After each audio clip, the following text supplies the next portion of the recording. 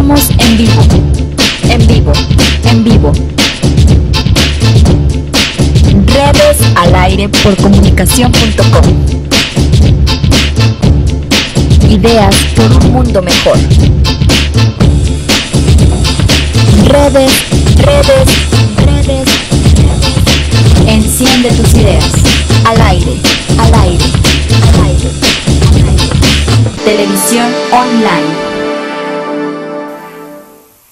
Bien amigos, estamos de regreso, ya nos acompaña en la línea telefónica nuestra amiga Erika Ruiz, con quien vamos a tratar de un tema interesantísimo, o dos temas interesantísimos que son China y Europa. Erika, muy buenos días. Buen día, ¿qué tal? Oye, pues temazos los que vamos a ver el día de hoy.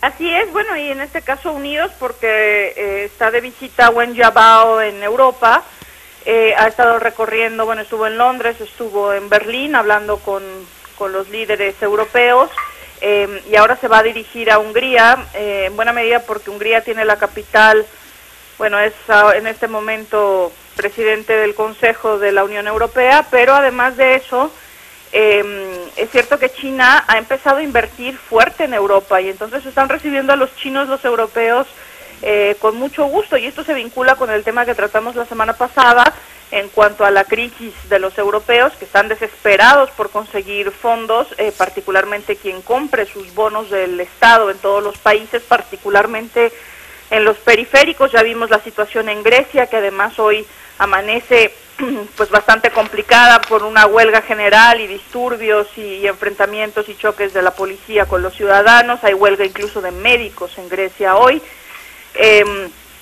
Pero bueno, los chinos están ahí, los chinos, entre otras cosas, pues lo que llevan es mucho dinero. Y lo que hay que pensar aquí es, bueno, pues que la estrategia de los chinos es muy interesante porque pues obviamente empiezan a hacerse de una suerte de aliado estratégico con los europeos a partir de su bolsillo. Es curioso también que los chinos no están buscando invertir en los grandes países tanto como en los pequeños. Son los chinos los que tienen una buena inversión en España, en Portugal, en Grecia y en los países de Europa del Este, lo cual les permite pues entrar desde la periferia hacia el centro de la Unión Europea y conseguirse pues un montón de aliados ahí mismo que apoyen las posiciones chinas. La Unión Europea, hay que recordar que es una potencia normativa que en repetidas ocasiones ha criticado cosas como los derechos humanos en China y demás, pero ahora que la ecuación se hace más compleja con la inclusión de dinero, pues veremos, yo creo que muchas menos críticas a los derechos humanos en China, dado que los europeos están desesperados por este capital. Y por la parte de los chinos, también es una estrategia interesante porque lo que están tratando de hacer es de diversificar pues también la deuda que tienen comprada, porque había que recordar que la tenían pues prácticamente al 100% en bonos del Tesoro estadounidense y que esa no es una posición segura para nadie. Ya sabemos aquel dicho de que tener todos los huevos en la misma canasta no es una buena idea, y entonces pues los chinos están buscando también cómo diversificar sus portafolios de inversión y de tenencia de bonos de tesoro para pues no depender absolutamente de Estados Unidos. Ahora, lo que también es interesante en este caso es, por un lado, que Wen Jiabao hizo declaraciones interesantes sobre la democracia en China, diciendo que en un futuro va a ser un tema importante para ellos. Ahora cabe recordar que los chinos conciben la democracia de manera muy distinta a cómo se concibe en Occidente, pero la otra cosa que es muy interesante y que tendremos que estar atentos es que finalmente el modelo capitalista chino, que ha resultado tremendamente exitoso y es lo que le ha permitido crecer a pues prácticamente un 10% anual durante muchos años, si bien ahora se dice que muestra señales de agotamiento, que probablemente desate inflación, que China no puede seguir creciendo a ese ritmo permanentemente, etcétera. Bueno, el caso es que por ahora ese modelo capitalista chino, donde el Estado tiene una enorme participación, ha resultado positivo para China. Claro, habrá quien me diga, bueno, pero es que la desigualdad, etcétera.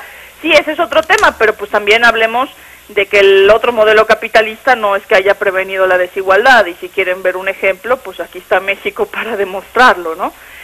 Pero en un momento donde se cuestiona tanto el modelo capitalista occidental después de la crisis de 2008 que continúa, Estados Unidos no consigue recuperarse, la Unión Europea tampoco, pues el modelo chino empieza a parecer bastante atractivo. Finalmente volver a meter al Estado a la economía y a que el Estado sea el principal promotor del negocio, pues no deja de ser una ecuación interesante. Ahora, esto también, obviamente, pues genera una suerte de desequilibrio internacional en un momento donde pues sabemos que los que considerábamos potencia hace 5 años, pues están un poco debilitados y que pues ahí están los chinos en todo caso para pues empezar a ser parte de este núcleo pequeñito pero poderosísimo de países que pues van a decidir cómo manejar la economía, la política, la seguridad, lo social, etcétera, en los años por venir. Es que tocas un tema interesantísimo, Erika, en el sentido de que, bueno, mucha gente da por hecho de que es el sistema capitalista que estamos viviendo lo que tiene que regir y de que, pues bueno, estamos muy bien, que hay que liberar más, pero siempre se ha visto que cuando el Estado interviene como promotor de la inversión pública y como promotor también de la inversión privada, es decir, que la incentiva, pues siempre hay casos de éxito y quizá tendríamos que volver a un poco a ser más regulada por ejemplo, los movimientos, las inversiones en el sector financiero, ¿no crees? O sea, que el Estado tenga más juego y que no libere tanto. A ver, quizás el mejor modelo de todo sería que el Estado participara para la redistribución de ingreso, que finalmente es un papel que solamente puede desempeñar el Estado y es lo que habíamos visto durante décadas en Europa en la forma del Estado de bienestar. Lo que están haciendo los chinos es una cosa diferente, porque es otra vez volver a un modelo en el que el Estado es el promotor de la economía y de la inversión y de todo lo demás, y entonces es todo el poder del Estado chino yendo en busca de inversiones y poniendo al servicio pues de su economía toda esa fuerza, y ese es un modelo muy distinto a lo que veníamos viendo en toda la era neoliberal, donde el Estado no solamente no participa, sino que al contrario se ve mal que sea parte de la economía, simplemente le corresponde poner las mínimas reglas del juego y dejar que los actores económicos y el mercado operen de manera libre, cuando bien sabemos que el mercado difícilmente opera de manera libre. Claro. Y bueno, durante un par de décadas el lema era: usted deje que la mano invisible haga lo suyo, aunque al final resultó que era mano pachona más que invisible. Y bueno, hemos visto las consecuencias de esto, ¿no? Es decir, pues un pequeño porcentaje de la población mundial tremendamente rico y una cantidad de miserables impresionante que no se había visto antes, y ahora pues con el colapso de las economías estadounidense y europea, pues estamos viendo también pues que el modelo no solamente hace agua, sino que está muy difícil de reconstruir. Sin embargo, lo que estamos viendo también en los discursos es que tanto en Estados Unidos como en Europa pues se trata un poco de decir, bueno, no pasó nada, como cuando se te cae un niño pequeño y le dices, ya pasó, vamos a seguir por el mismo camino. Pues no, ya no podemos seguir por el mismo camino, simple y llanamente porque el modelo se rompió y porque además tenemos un problema ya social. Estamos viendo las manifestaciones populares en Europa particularmente, donde la gente dice, estoy hasta el moño de que ustedes me sigan contando este cuento mientras yo sigo ganando una bicoca, o no tengo trabajo, o no tengo manera de garantizar la posesión de una casa con una hipoteca que ustedes me vendieron y que ahora me dicen que es basura, ¿no? Entonces, pues yo creo que sí va a haber que hacer una reflexión profunda sobre cuál es el nuevo modelo. El chino, visto desde la perspectiva macro, lo importante es que insisto, la fuerza completa del Estado chino, y además un Estado tremendamente rico, que lo que está haciendo es pues hacerse de un montón de cosas por medio de la inversión, y lo hemos visto en África, han comprado prácticamente la mitad de África, lo estamos viendo que ahora en Europa están metiendo dinero en las economías periféricas de la Unión Europea, en América Latina lo hemos visto también, no en México, pero sí en el resto de la región. Y entonces pues estamos viendo cómo China se empieza a convertir en este enorme jugador económico en el escenario internacional. Ahora, lo que también hay que decir, para aquellos que dicen, bueno, por fin hay alguien más que entra al juego y con un modelo diferente, etcétera, es que el modelo chino pues también en cierta medida es bastante duro.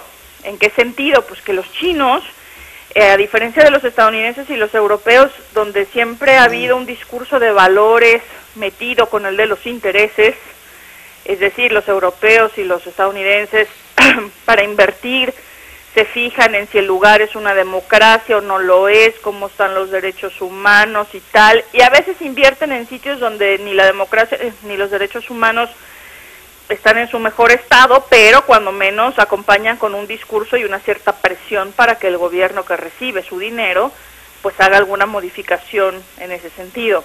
En el caso de los chinos, ellos no son así. Ellos no le van preguntando a nadie si su democracia es saludable y si sus derechos humanos están bien. Es decir, la ecuación es: si usted lo vende, yo lo compro. Y se acabó. Si usted viola los derechos humanos, mata a niños, asesina perritos, les da exactamente lo mismo. Y podríamos decir, bueno, pues es un modelo más honesto, ¿no? De que se maneja exclusivamente por los intereses. Pero eso también nos lleva a pensar en una comunidad internacional, pues, mucho más descarnada y mucho más dura, y donde finalmente pues quizás habría que aplicar aquello de ten cuidado con lo que deseas, ¿no? Ya no quiero que estadounidenses y europeos me estén dando la charla con que si los derechos humanos y las democracias y no sé qué, y son unos hipócritas, etcétera, etcétera, pero a lo mejor un mundo donde no exista eso es mucho peor.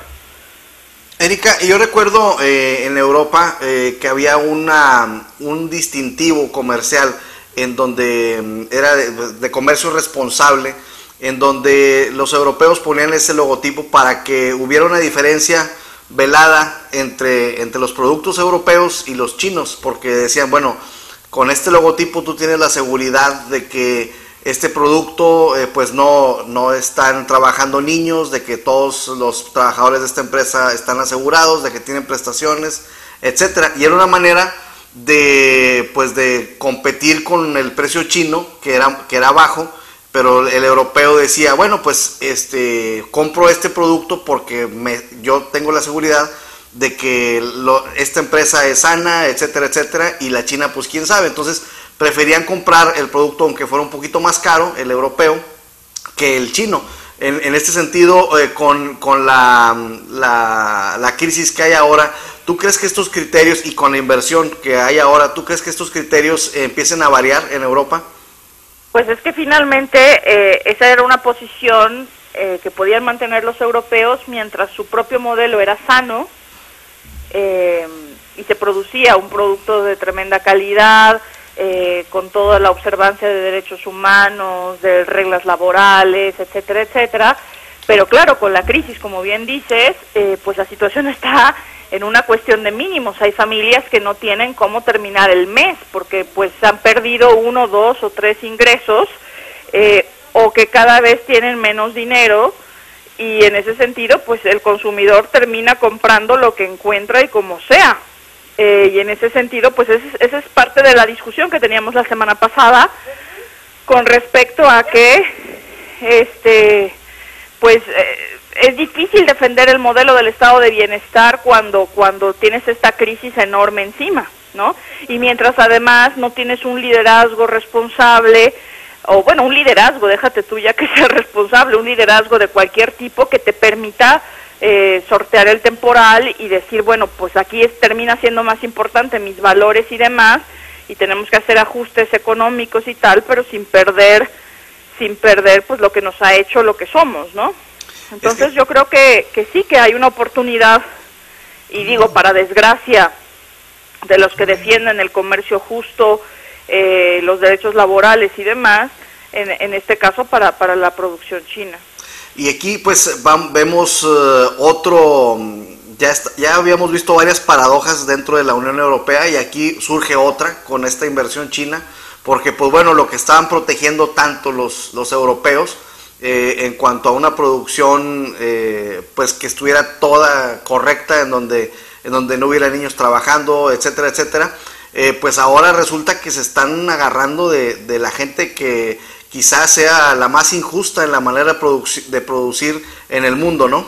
Así es, pero insisto, esto nos está llevando a un cambio de valores. La gente cree que que lo único que vamos a ver es, o sea, que lo que importa es ver si China se pelea con Estados Unidos y entonces hay una gran guerra y entonces China le quita la hegemonía a Estados Unidos o no. Yo creo que eso no se va a ver así simplemente porque pues pelear una guerra en este momento sería una cosa tremendamente complicada y posiblemente pues indicaría la mortandad general, etcétera. Lo que sí estamos viendo es la manera en que los chinos pues empiezan a cambiar las reglas del juego en el sistema internacional a punta de poder, porque eso es lo que tienen poder en un momento en el que los que lo tenían pues están bastante debilitados. Entonces, todo aquello que había construido el sistema internacional y sus reglas del juego de finales de la Segunda Guerra Mundial a la fecha, pues está prácticamente en el aire y estamos viendo que hay actores como China que están empezando a decir, bueno, pues yo juego el juego como a mí me parezca pertinente y mientras lo pueda jugar así, pues así lo voy a jugar. Entonces podríamos estar hablando de un nuevo Bretton Woods chino, por ejemplo. Pues sería una cuestión de saber si los chinos están en disposición de hacer como hizo Estados Unidos al final de la Segunda Guerra Mundial y de pactar unas reglas del juego con toda la comunidad internacional. Insisto, los mexicanos somos suficientemente anti-yanquis de origen para pensar que Estados Unidos es el gran villano de la película, pero puesto en perspectiva, Estados Unidos como gran potencia, como hegemón del sistema, como el gran jefe del sistema, fue bastante benévolo para todo el poder que ha tenido, en cuanto a que por su propia naturaleza, pues, era mucho más de diálogo, de derechos, etcétera. Esto no quiere decir que sean blancas palomas, porque ningún Estado en el sistema internacional lo es, pero al menos en la manera en que se construyó ese Bretton Woods, era pues a partir del acuerdo entre los jugadores.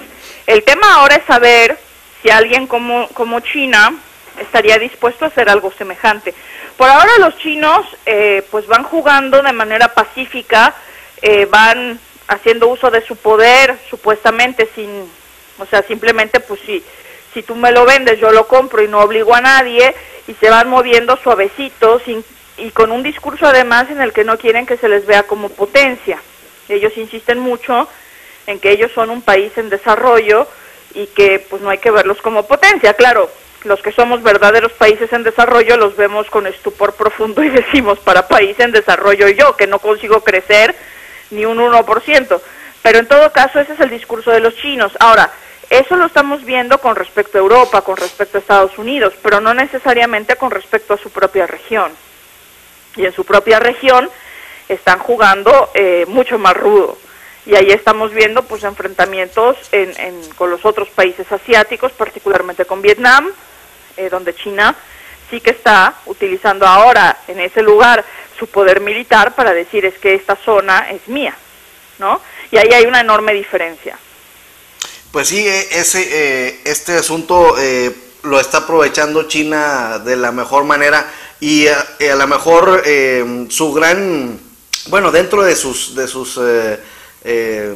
virtudes en el manejo de su economía fue irse abriendo de una manera paulatina a sus intereses, en donde no se dejaban presionar por Davos, no se dejaban presionar por nadie. Decía, nosotros tenemos nuestros propios tiempos y nosotros iremos pues tratando de abrirnos en el ritmo que nuestra política nuestra política económica así lo requiera, y en contraste con México, que se abre de una manera instantánea prácticamente, y no solamente con Estados Unidos, se abre ya con muchos tratados y ni siquiera los utilizamos, y China, por otro lado, vemos su preparación académica, su preparación en infraestructura, que fue de poco a poco, y ya cuando estaban totalmente fuertes, pues ahora sí se abren, y ya muchos ya ni querían que se abriera, ¿no? Porque dicen, no, pues ahora mejor quédate cerrado, ¿no? Y la otra cosa que ha logrado China, que no logró la Unión Soviética, que no logró México, etcétera, etcétera, es que ellos la apertura política no la han hecho. Es cierto que ha habido muchos cambios, es decir, no es lo mismo el periodo de Mao que el periodo de Deng, pero en todo caso China no ha hecho su apertura política y ha conseguido hacer toda su reforma económica con el control político. Claro, empezamos a ver ahora en China cosas que pues el gobierno chino tendrá que resolver, por ejemplo, pues que la desigualdad está generando protestas populares, por ejemplo, y que su respuesta no puede ser permanentemente la represión de esas protestas. Entonces, en algún punto tendrán que cambiar también la política, pero por lo pronto llevan una modernización económica hecha sin haber abierto lo político, y eso quizá va a ser una enorme diferencia con respecto a los países que no pudieron aguantar y que hicieron apertura económica y les siguió lo político, y entonces estamos en un escenario absolutamente complejo en el que ni lo uno ni lo otro. Pues sí, es interesante. Yo en lo político observo un pequeño viraje a partir de la matanza de Tiananmen, en donde los más duros del partido se quedan un poco rezagados, y quienes estuvieron pues protestando por este hecho avanzan un poquito, claro, dentro del mismo partido, pero quizá ese puede ser ahí un matiz de cambio dentro de la política, pero repito, siempre dentro del mismo esquema político. No, desde luego van cambiando, y no, insisto, no es el mismo gobierno autoritario, bárbaro del origen, pero pues el cambio es muy, pero que muy gradual en el caso del ámbito político, a diferencia del económico, donde se han podido mover. Ahora, producto del éxito económico, pues empiezan a surgir nuevos retos políticos que tienen que ver con atender pues a esta nueva población, a la población que ahora tiene y que se contrasta con la que no tiene, etcétera, etcétera, y que son cosas que tendrán que resolver, y que desde luego pues se van abriendo poco a poco. Y además es cierto que pues ahora sabemos mucho más de China que lo que sabíamos hace 10 años, por ejemplo, es decir, también en eso se han vuelto más abiertos y han permitido ver, pero bueno, pues seguimos viendo cosas como prisioneros políticos, etcétera, etcétera, que pues en cualquier otro momento pues sería mucho más difícil que se criticara tanto, ¿no? Pero eso sí son cosas que no se ven necesariamente en las otras grandes potencias. Entonces ahí es un juego interesante, y pues habrá que estar muy atentos a ver qué pasa. Pues lo interesante, Erika, es que cualquier cambio, por pequeño que sea, dentro del gobierno chino, es un cambio certero, o es un avance certero. Y acá, por ejemplo, haciendo la comparación con nuestro país, pues ha habido cambios de gobiernos, pero el gatopardismo pues priva en todo, y después tuvimos un gobierno, la denominada alternancia, que bueno, al fin de cuentas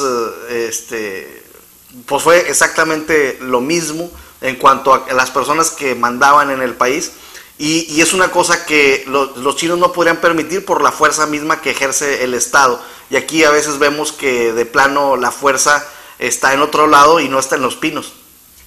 Desde luego, aquí el problema para México, y yo creo que una de las grandes cosas que nos hace falta es, pues, aunque a la gente le parezca exótico, es un Estado fuerte, lo cual no implica un gobierno autoritario, no, un Estado fuerte, ya que hay que distinguir entre gobierno y Estado. Y eso es lo que no hemos tenido a partir de la apertura, justamente a mediados de los 80, porque con el afán de seguir las normas del neoliberalismo, etcétera, pues el Estado mexicano se adelgazó tanto que finalmente desapareció. Y es el Estado el que tendría que resolver muchos de los retos que tenemos encima, y pues el Estado no está, no contesta, no sabe, no aparece, o sigue en coma, yo no sé, pero es una de las cosas que sí habría que entender que se necesita en este país. O sea, hay cosas que solamente el Estado puede resolver, y la más importante de todas, el tema de la desigualdad. Así es. Erika, pues interesantísimo estos paralelismos que hemos hecho de China con nuestro país, y pues el viraje europeo en cuanto a que, pues bueno, ahora están viendo a China de muy diferente manera, y pues bueno, vamos a seguir conversando esto, porque pues sin duda alguna esto va a cambiar las reglas del juego en el mundo. Así es. Pues muy bien, Erika, te agradecemos mucho tu comentario. Pues no, hombre, un gran día para todos, y hablamos la próxima semana. Gracias, muy amable. Chao. Nos vemos.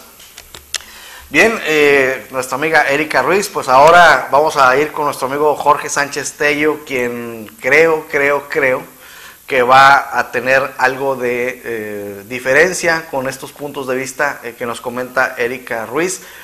¿Por qué? Porque él nos va a hablar de libre comercio y de la liberalización económica Vamos a ver qué nos cuenta nuestro amigo Jorge Sánchez Tello y volvemos en un pequeño corte. Ya volvemos. Estamos en vivo, en vivo, en vivo. Redes al aire por comunicación.com. Ideas por un mundo mejor. Redes. Enciende tus ideas. Al aire. Televisión online.